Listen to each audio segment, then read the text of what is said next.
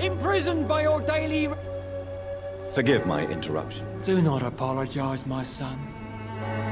Father Tobias Whitaker is always happy to teach mortals about the incoming Armageddon. I am A scientist.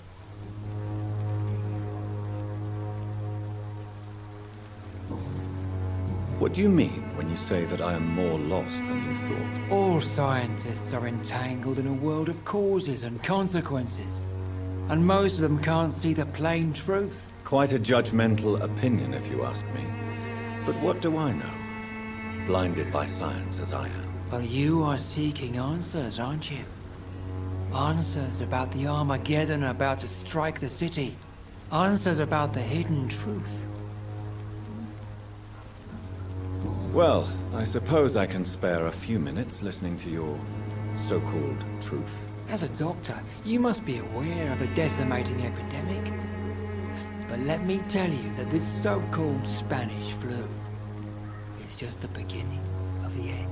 What do you mean? The beast is finally revealing itself, corrupting the flesh and the heart of men. With my own eyes I have seen them, those minions from the abyss.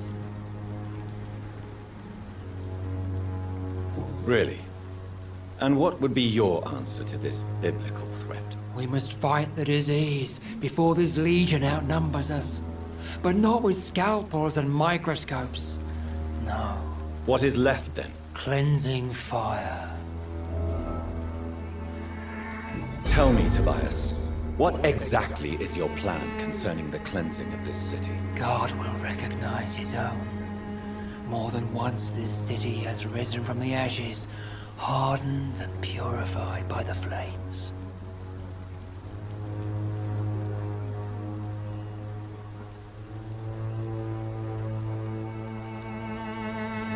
Fire is just the instinctive answer of a caveman facing something he does not understand. This is the 20th century. Your lack of faith is predictable. But my task is to convince rational minds like yours to see the light. This is God's will. You're mad and dangerous. You're nothing but a soulless butcher. A small-time Torquemada. The Savonarola of Whitechapel. My son, if you think salvation is a free gift, go listen to the lies of that pompous fool, Joseph. Joseph, a fool? Vicar Larrabee of St. Mary's Church. While he continues preaching his fraudulent redemption, more and more people die in the streets.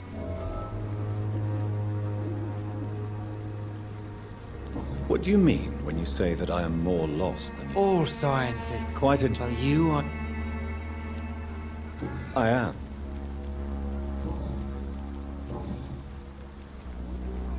Have you any friends? Any family left in these terrible times? No. But I have a disciple I see as my son. He is so devoted. I send him to preach the good word in the heart of this corrupt... Where did you send him? I sent Samuel to the Stonebridge Cemetery, where the pestilence and evil grows night after night. You sent him on some preaching crusade during the epidemic. As a true believer, Samuel will fear no evil while he walks through the valley of the shadow of death.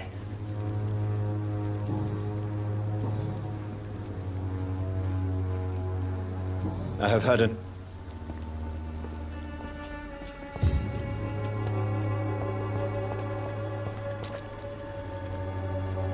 Excuse me, sir. Are you familiar with this part of town? Name's Clayton Darby, reporter. Sorry, I'm new to Whitechapel. But perhaps you could help me since you're a journalist. My name is Jonathan Reid. Dr. Reid, the famous surgeon. I'll gladly help if I'm able, sir. Why are the newspapers keeping silent about the Spanish influenza? It's as though none of you care. There's a war going on. People shouldn't be demoralized by news of deadly diseases. I served in France. Our top priority must be to put an end to this butchery. This war must stop now. Sir, streets are a battlefield too. An invisible and untold war is going on, and it must be stopped. What is a journalist doing in this borough after sunset? He goes where none of his colleagues would dare to go, to inform the country.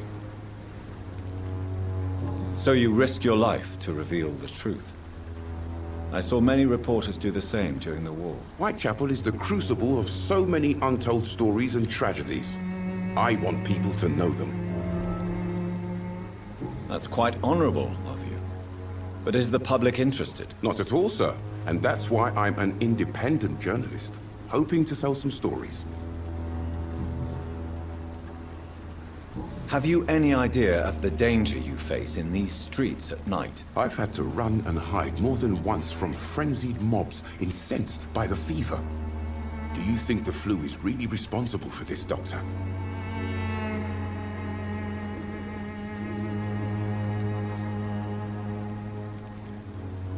That science is unable to explain the facts doesn't mean there is no rational explanation.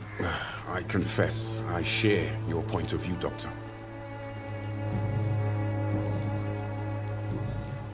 I heard you're investigating an underground medical dispensary in Whitechapel. What do you know about it? Not much, I'm afraid. They are wary of strangers, and I'm not really an acquaintance of theirs. Why do you care?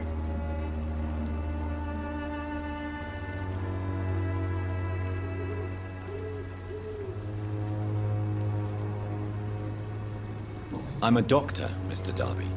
I care about everything involving public health and this epidemic. Are you sure you're not just concerned about the repercussions that a scandal involving a certain Nurse Crane from the Pembroke Hospital would bring? Without a doubt, you are a damn fine journalist, Mr. Darby. What do you know of her accomplice, a man named Darius? I don't know much about the man. He's very cautious, never goes out, doesn't seem to have any friends or family. He never goes out? No. A few days ago, he unexpectedly did. I followed him, but it was just a ruse to keep me away from his house. Really? How do you know? He went to the nearest mailbox, but just before posting his letter, he ripped it up and threw it away. He has no relatives at all? No. Except for that strange man, a poet named Richard Nithercott, who sometimes comes by. Darius would never let him in. Where can I find this Mr. Nithercott? He spends most of his time lurking around Whitechapel, talking to himself or declaring verses. These days, you can usually find him behind the church. Goodbye, Mr.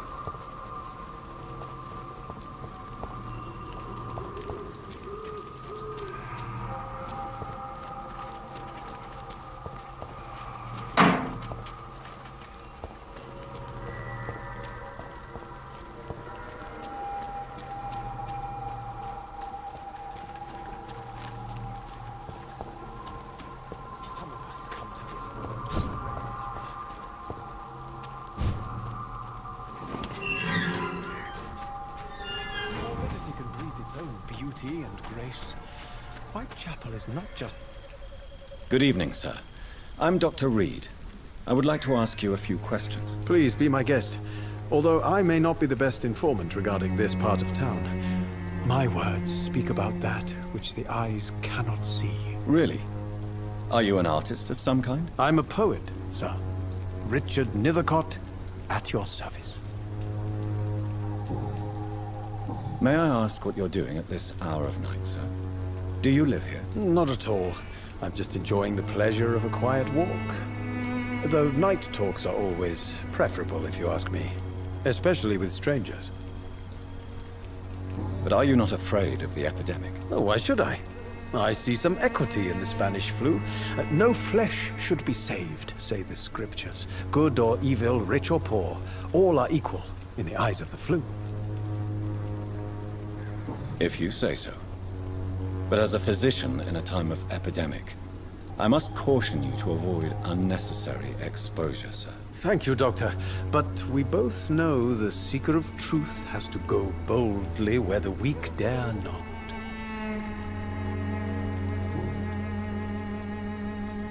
What are your thoughts on the terrible situation in this city? Terrible, you say? No. Of course, the death of so many innocents is a tragedy. But the scourge has not been all bad for the city. Oh, no, sir. What are you talking about? Do you remember London before the flu? Noisy, cacophonic, quiet nowhere to be found. And now, listen to this oddly peaceful silence.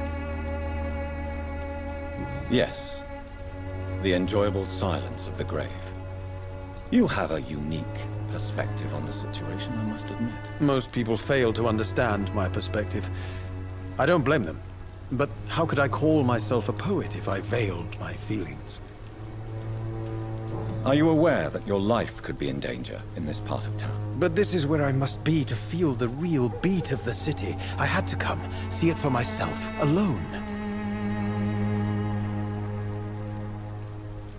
If some misfortune came upon you, who would be here to help you? Well, you for a start, my dear doctor.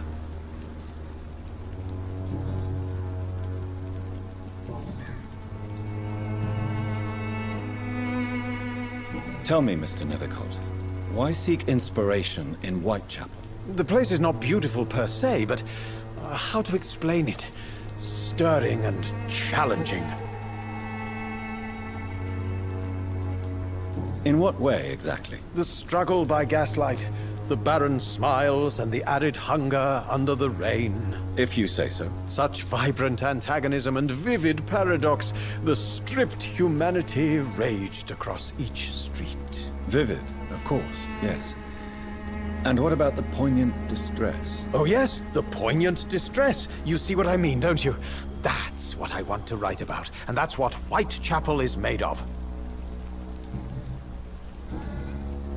May I ask you a few questions about the district? Extraordinary part of town, is it not? I'll be glad to help you, if I can. What can you tell me about an old man called Darius? Darius Petrescu? Yes, I know him. At first, I thought he was only a small publisher. I invited him to publish my work, but his reaction was pretty clear. Not interested in your talent? Darius is an old political activist who takes delight in printing tracts and lampoons. Those communist activities only require mediocre writing skills. I'm looking for Dorothy Crane, a nurse who lives in this vicinity. Dorothy Crane. Oh, I love the name. The Crane of Whitechapel. Sounds very mysterious. But, sorry, no, never heard of her. I'll leave you alone.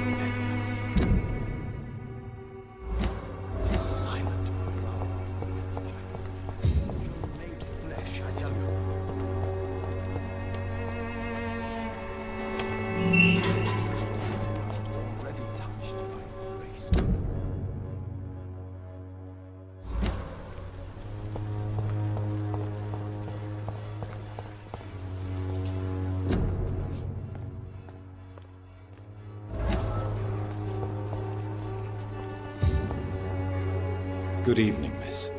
I'm Dr. Reid. I'd like to ask you a few questions. I know what you're thinking. A tall stranger who meets a girl in the street at night.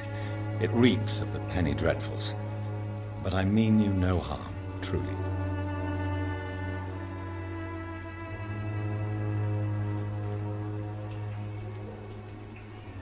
I know you understand what I'm saying.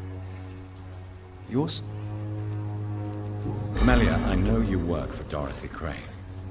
Please tell me about her secret dispensary. A stubborn and mute. Very well. Goodbye then.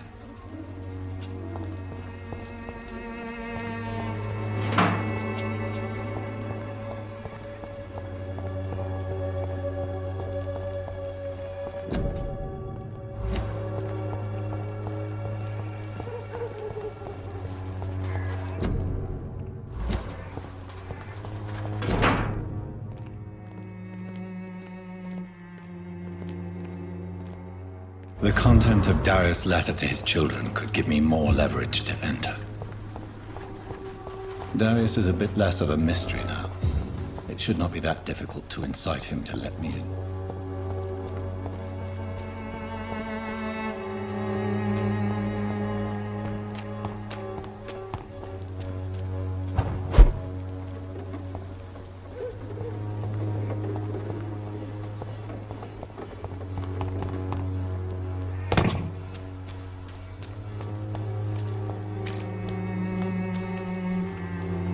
Don't be shy, handsome.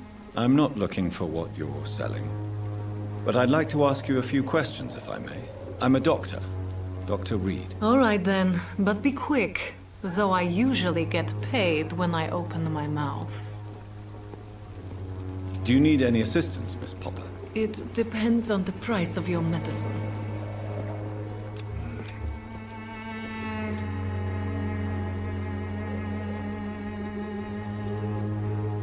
I will see you later.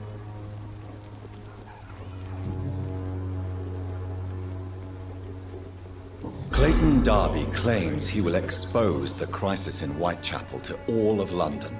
Do you believe him? I believe Clayton's courage will erode with time, until he finally leaves Whitechapel to start another fight somewhere else.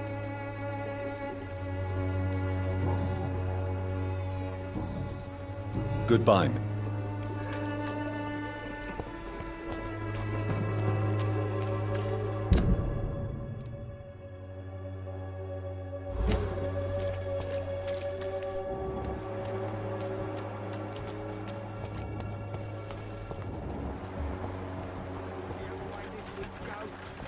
We can sort it out, right? It's not my call, Barrett. You pay one way or another. Please, Joe. How long have we known each other? We even used to be neighbours, for Christ's sake. I'd prefer not to give you another beating, Barrett.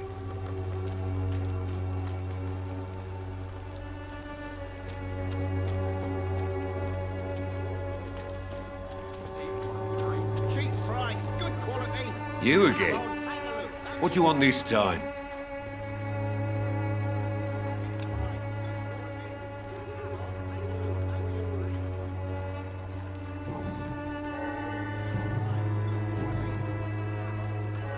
Why do you keep on working for the gang, Joe?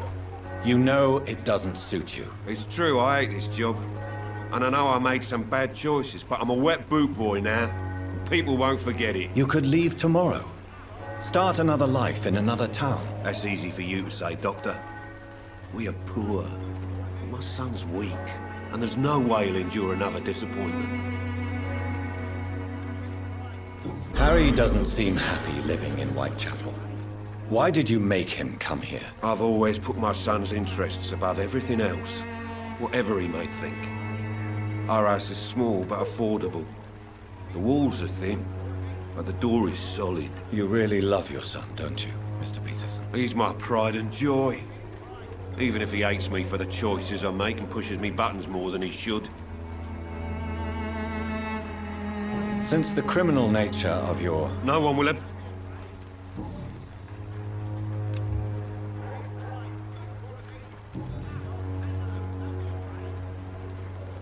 Goodbye. Cheap price, good quality. Come on, take a look. Don't be afraid. Cheap price, good quality. Fancy You know. Right then.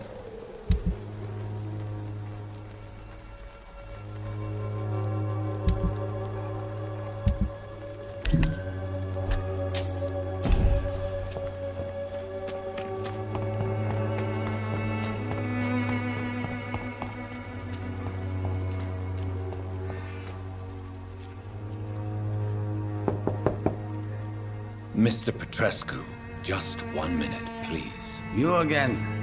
Go away. Sir, wait. Stop this nonsense. I know Nurse Crane is here. Shall we speak man to man, you and I? All right. Speak up. Don't you see we're on the same side?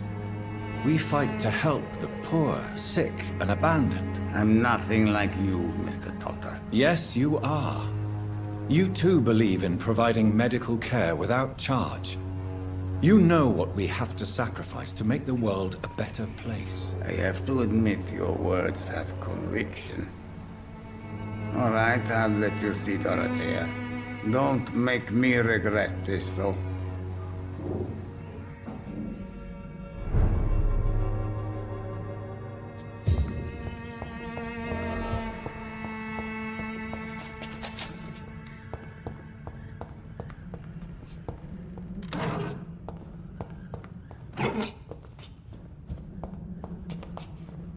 It's locked.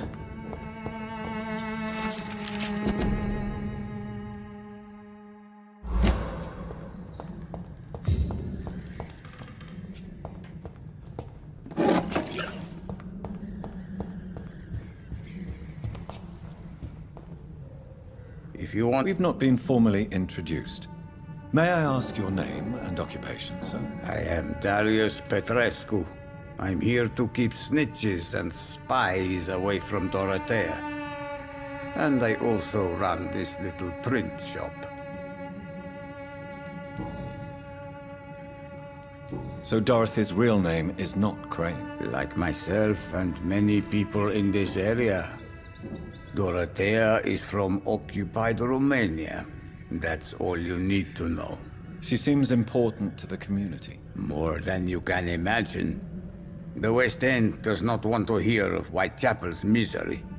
Dorothea is one of the few doing something about it.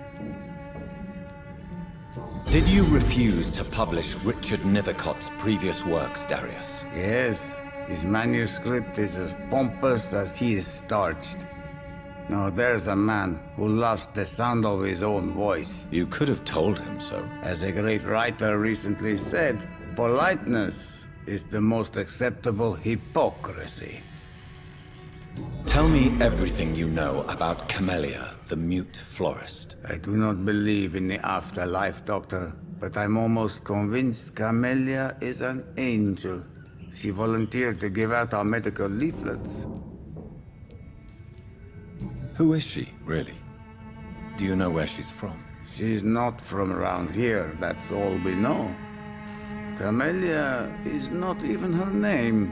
It's her favorite flower. You say she has no close family? Well, there's that awful poet who constantly follows her around like a lost puppy. A good man for sure, but a very poor writer. Are you not worried for her safety? She is as brave as she is tough. And clever, too. If only I had met her when I was younger. Are you in love with Camellia, Mr. Petrescu? Don't be stupid. If I had met her when I was younger, we could have won our revolution.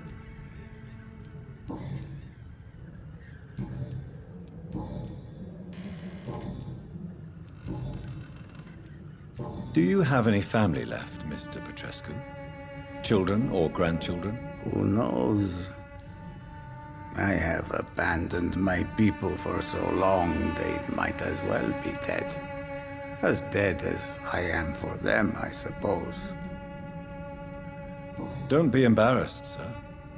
If you must know, my own father disappeared many years ago, and I forgave him. It's quite awkward to talk about our families like this, but Thank you, Dr. Reid. I appreciate your trust. This war won't last forever. Did you ever think of returning to your country now it's free? No. I have taught strength and determination to my sons and daughters. I'm an old, dying man who only has memories of better times to cherish. How did you meet Nurse Crane, Darius? Why does she trust you? I'm her oldest friend in England. Dorothea and I share many ideas about this country and about the country we left. You mean occupied Romania, don't you? Even if not directly, I fought against your enemies. Really? Then perhaps you have more in common with Dorothea than meets the eye, Dr. Reid. I know you fought for your country when it was occupied, Darius. Tell me more about it. I know my days are numbered, and I know I won't see my homeland again. But I fought for Romania all my life, and I will until my last breath. But Romania escaped the grasp of the Austro-Hungarian Empire. It's a free country again. It is not the country I fought for. My homeland is not appeased, Doctor. And I still see a dark future ahead for my people. Goodbye, Mr. Petrescu.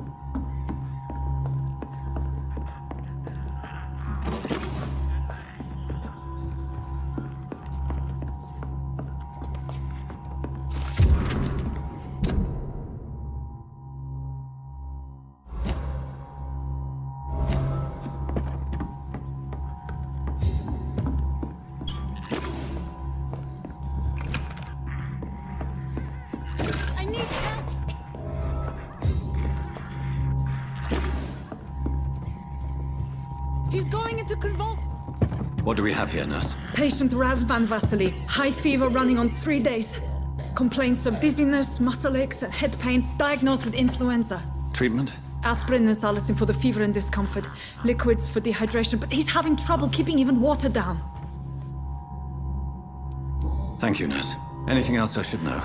He did lose consciousness this morning, but he's never had convulsions like these.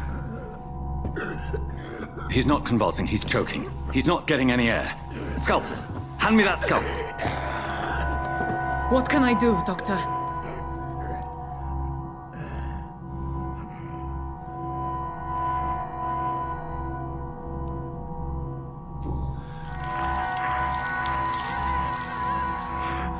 I need to perform a tracheostomy. Short pipe. That rubber tube will do. We're going to cut a passage for air through the neck. Yes, Doctor. He's breathing again, but he's coughing up blood. Internal hemorrhaging. I need to make another incision into the chest cavity to drain the fluids from the lung. Prepare another tube. A thoracostomy? Doctor, we've nothing to fight the infection. We need an aseptic environment. Right then, Nurse Crane. What do you suggest we do? I've no idea. I'm not the doctor. Time is of the essence. We need to perform a thoracic drain. Yes, Doctor.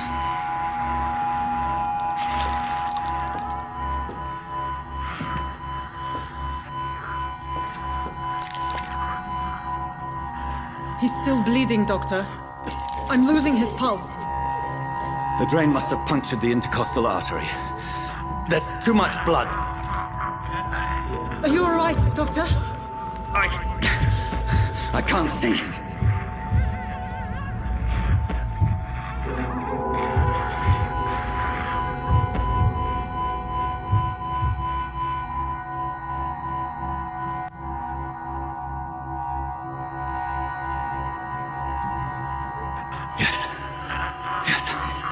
I have this, nurse. Allow me to finish the procedure alone. I need the room. I'd prefer to stay and see this through. This is my patient, Doctor. I have needle and thread for stitching the wound.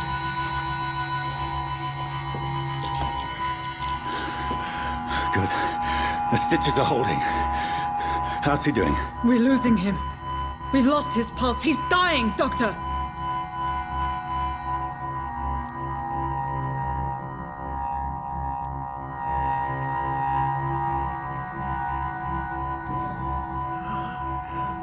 A dose of epinephrine, now. Yes, Doctor.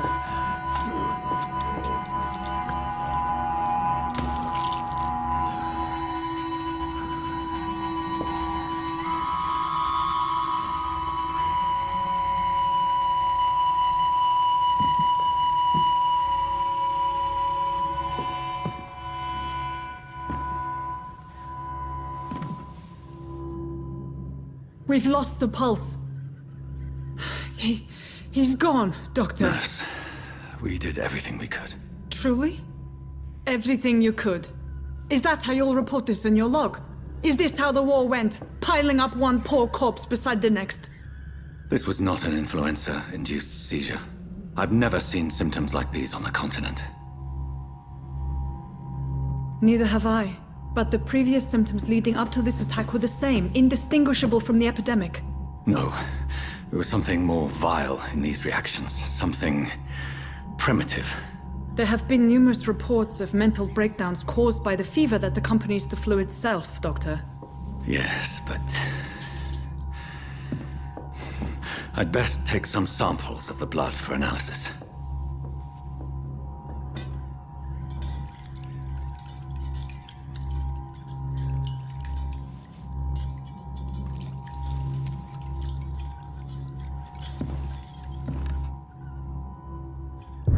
I doubt you're here to test my bedside manners.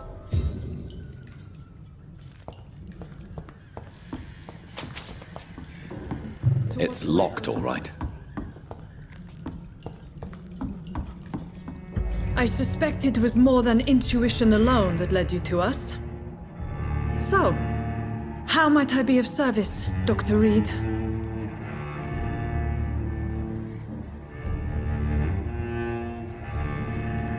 I've come to put an end to this insufferable blackmailing, Dorothy.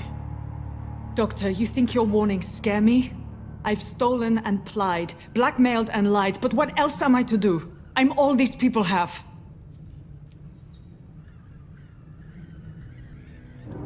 But why Lady Ashbury? Why her, of all people? She's pristine and proper, all right. But that she-wolf in sheep's clothing murders the poor for sport. I have her where she belongs, and I'll milk her for all she's got. Dr. Swansea is a sensible and honest man. He wouldn't have refused your friend's care at Pembroke. It's easy for you to say, Doctor. These people cannot go to the police, nor to the hospital. They don't even speak English. They depend on me for everything.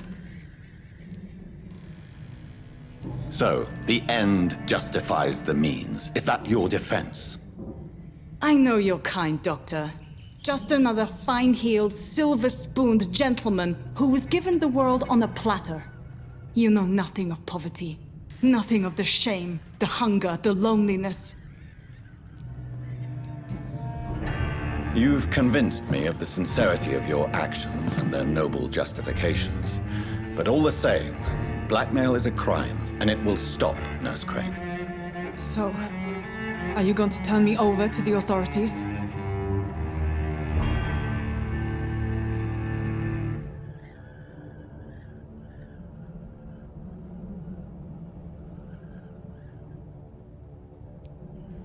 Listen very carefully, Dorothy. You will erase from your memory everything you pretend to know about Lady Ashbury and Pembroke Hospital. Let that rich bitch off the hook over my dead Nurse body. Crane, enough. Listen as if your life depended on every word. I know you've a generous heart who gives freely to those in need, but you shall walk away from the shadier streets of your business. I will never abandon... Dorothy, the discussion has come to a close. Your clandestine activities in the Resistance are over. Let it go. I'll let it go. Yes. All gone.